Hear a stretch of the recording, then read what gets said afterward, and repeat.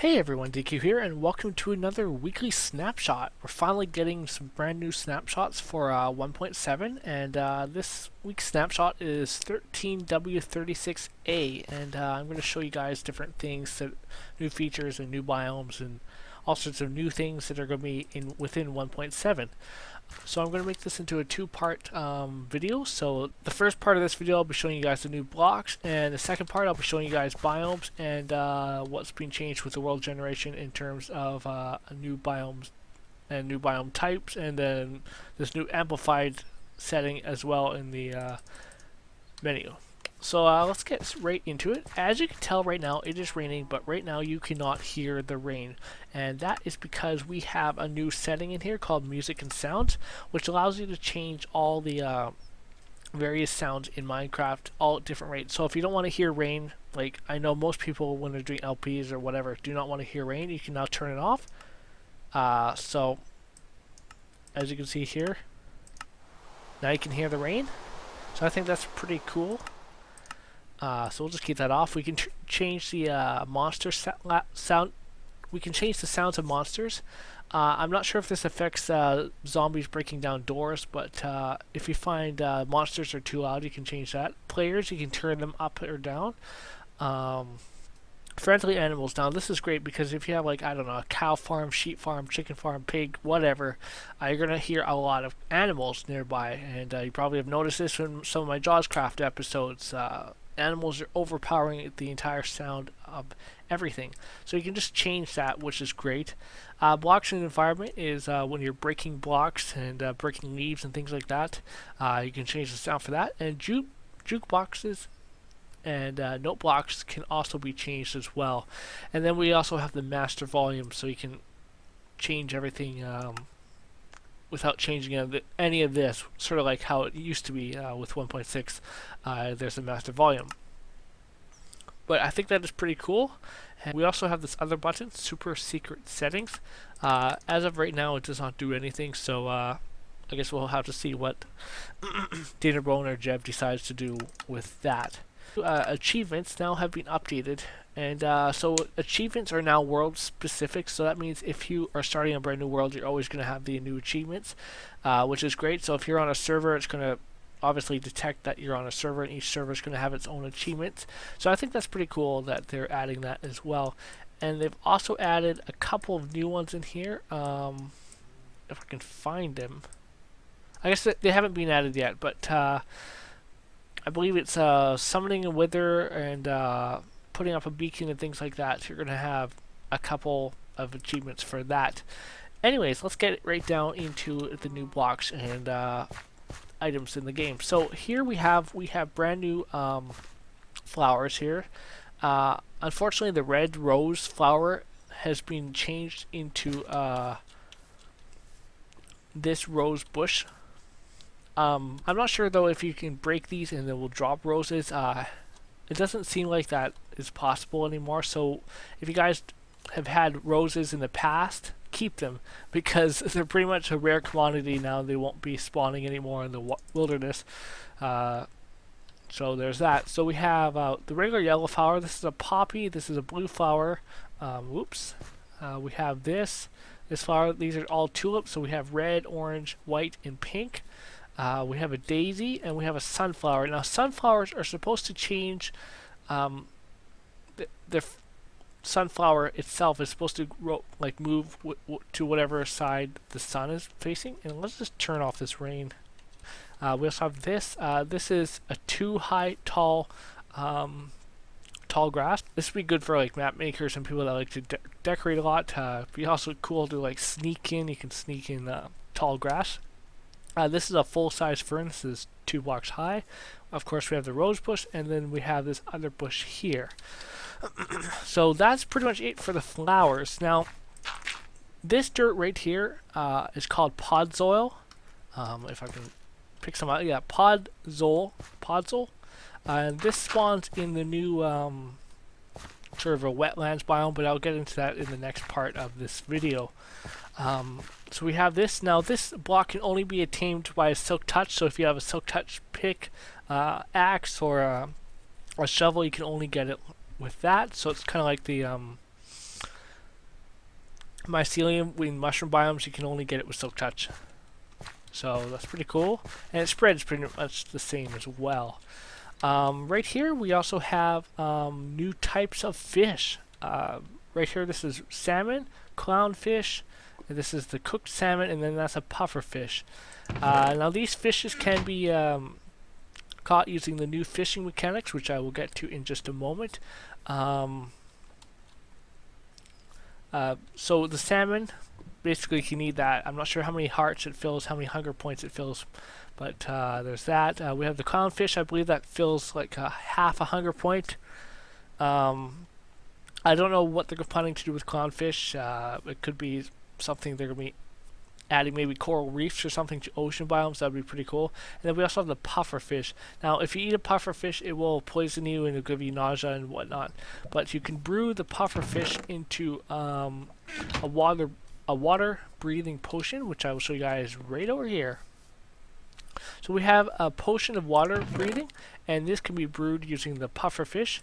And what's pretty cool about this is you can drink it, or you can splash it on yourself. And let's go here, go into this water. Now, as you can see, my bubbles are not going down. So this is going to make underwater building really awesome. You'll be able to like build all your crazy underwater cities or whatever underneath without having to deal with water. And this comes, I believe, with 2 minutes and like 2 minutes 30 or 3 minutes, I believe, and 8 minutes for the extended version, just like a standard potion. So if you have a lot of these bottles here, 8 minutes of underwater breathing, that is great. You can just pretty much build anything. Okay, we have a new fishing rod enchantment, so that means you can now enchant your fishing rods, which works like this. You can plop level 30s on it. Now, unfortunately, it does not show the enchantment yet. This might be a bug that has to be fixed, but that's pretty cool. And these are the enchantments you can get. I use enchanted books for these. You can get Luck of the Sea up to level 3, Lure 3 up to, or Lure, which is up to level 3, and then Unbreaking 3 can put that as well on there with books, or just get that with level 30 enchantments, as you can see right here. Now, Luck of the Sea, I believe, gives you a better chance of giving you like lucky treasure items, and holy crap, the forest is burning down. Okay, so you can fish all sorts of different things in here. The various items that you can collect are damaged fishing rods, enchanted bows, enchanted books, name tags, lily pads, water bottles, saddles, rotten flesh, string, leather, bowls, sticks, or boots, or even damaged boots.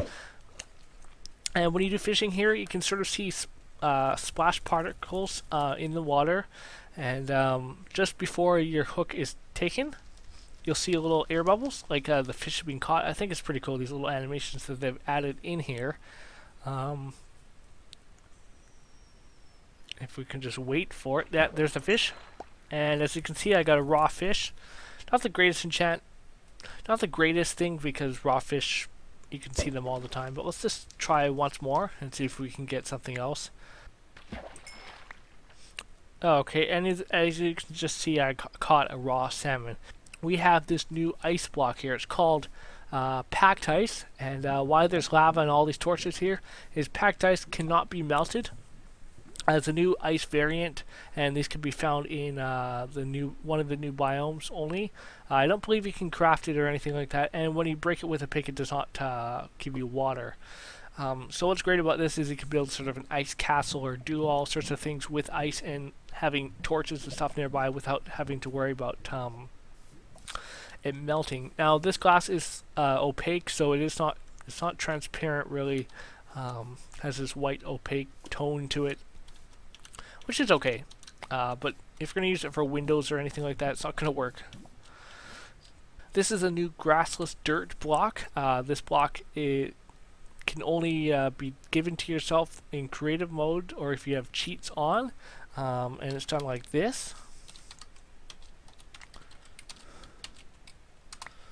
And as you can see, it says given dirt ID, but as you can see, this is dirt.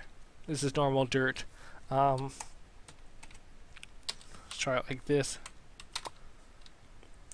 Yeah, as you can see here, we have the dirt ID, and this is 64. Anything that's after 3/0 is this grassless dirt, I've figured, because obviously it has not spread here, as you can tell.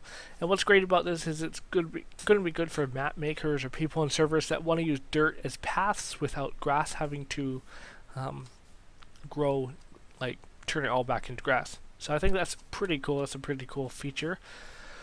As well, we can now clone books. So you have your simple book here, and you want to say copy it, give it to your friends, or you're on a server or something and you're giving out books. You now no longer have to recopy the books every single time by hand. All you can do is add books and quills like so. So this is shapeless crafting recipe, so you can also do it in your 2x2 crafting area in your inventory. So every time you add a book and quill, it will increase the copies by 1.